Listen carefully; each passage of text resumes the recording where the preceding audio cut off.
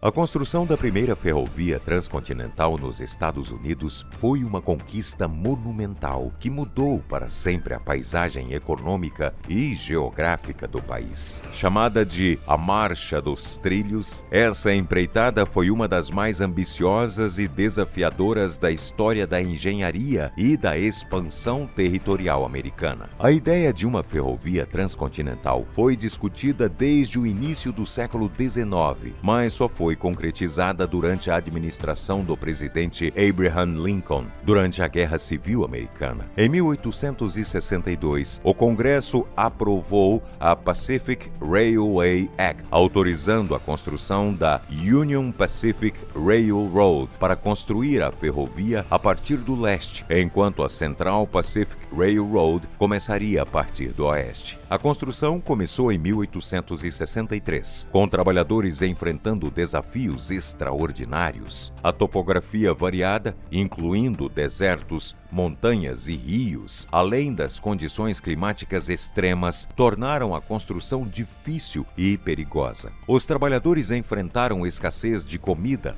ataques de nativos americanos e condições de trabalho brutais. A rivalidade entre a Union Pacific Railroad e a Central Pacific Railroad durante a construção da primeira ferrovia transcontinental foi intensa e bem documentada. Ambas as empresas tinham contratos do governo dos Estados Unidos para construir a ferrovia a partir de direções opostas. Isso significava que elas se encontrariam em algum ponto do oeste americano. A competição para ver quem chegaria primeiro e reivindicaria mais território era acirrada. As empresas tinham interesses comerciais e financeiros conflitantes. Enquanto a Union Pacific tinha fortes laços com interesses no leste, como investidores em Nova York e políticos do Congresso, a Central Pacific era apoiada principalmente por investidores e interesses comerciais da Califórnia. A composição étnica das equipes de trabalho também alimentava a rivalidade. A Union Pacific empregava principalmente imigrantes irlandeses e ex-soldados da Guerra Civil, enquanto a Central Pacific empregava principalmente trabalhadores chineses, muitos dos quais haviam imigrado para os Estados Unidos em busca de trabalho. A topografia e o clima variados do oeste americano apresentavam desafios únicos para cada empresa. A Union Pacific enfrentava terras áridas, desertos e ataques de nativos americanos, enquanto a Central Pacific enfrentava a difícil tarefa de construir trilhos através das montanhas da Serra Nevada. Ambas as empresas competiam pela mão de obra, materiais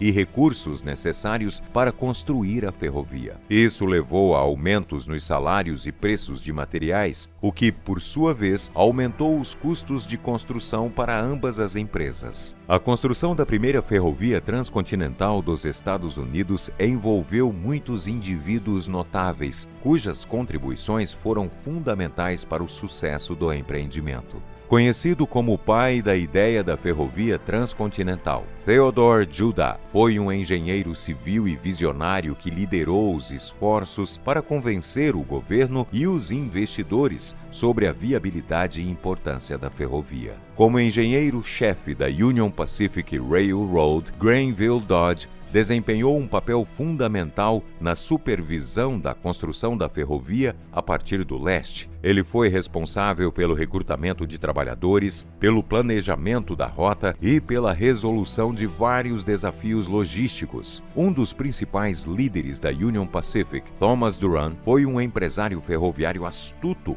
que desempenhou um papel crucial na obtenção de financiamento e na organização da construção da ferrovia a partir do leste. A Central Pacific Railroad contava com o apoio e o financiamento de um grupo de empresários proeminentes, conhecidos como os Quatro Grandes, sendo eles Leland Stanford, Collins Huntington, Charles Crocker e Mark Hopkins. Esses quatro homens foram essenciais para o sucesso da construção da ferrovia transcontinental. Durante a construção das ferrovias dos Estados Unidos, especialmente durante a expansão do Oeste, houve numerosos conflitos entre os trabalhadores das ferrovias e as comunidades indígenas nativas americanas. Esses conflitos foram influenciados por uma série de fatores, incluindo disputas territoriais, competição competição por recursos naturais e desentendimentos culturais. A expansão das ferrovias frequentemente envolvia a aquisição de terras indígenas para a construção de trilhos e instalações relacionadas. Isso resultou em conflitos sobre a perda de território e a violação de tratados pré-existentes entre o governo dos Estados Unidos da América e as nações indígenas. Muitas vezes, as comunidades indígenas resistiam à presença das ferrovias em suas terras. Isso poderia se manifestar em ataques diretos contra trabalhadores, sabotagem das linhas férreas ou tentativas de negociação para proteger seus interesses territoriais. O governo dos Estados Unidos muitas vezes interveio para proteger os interesses das empresas ferroviárias, enviando tropas militares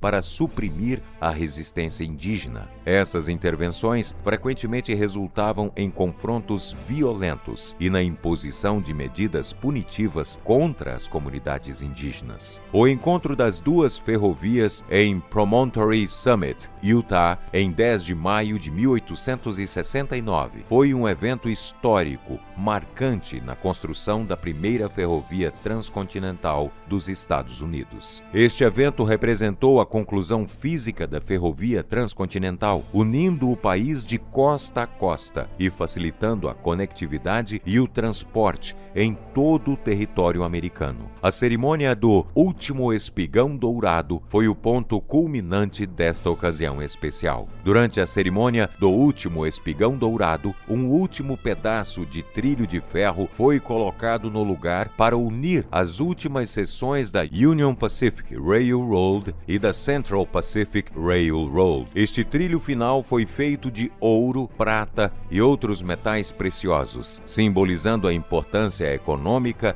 e histórica da conclusão da ferrovia transcontinental. Além disso, foi um gesto simbólico de comemoração e celebração do trabalho árduo, da engenhosidade e do espírito de cooperação que tornaram possível a realização desse projeto monumental. A cerimônia atraiu uma grande multidão, incluindo trabalhadores das ferrovias, empresários, políticos e outros dignatários. Discursos foram feitos, fogos de artifício foram lançados e uma locomotiva de cada ferrovia se aproximou uma da outra, simbolizando a união das duas partes do país. No ápice da cerimônia, o último prego foi batido no trilho de ouro, marcando oficialmente a conclusão da ferrovia transcontinental. A conclusão da ferrovia transcontinental teve um impacto profundo na história dos Estados Unidos, promovendo a integração nacional, o desenvolvimento econômico e a expansão para o Oeste. A cerimônia do Último Espigão Dourado foi gravada na memória coletiva como um momento de orgulho e realização nacional. Logo após o espigão cerimonial de ouro ser trocado por um de ferro comum, uma mensagem foi enviada para a costa leste e para a costa oeste, anunciando apenas uma palavra: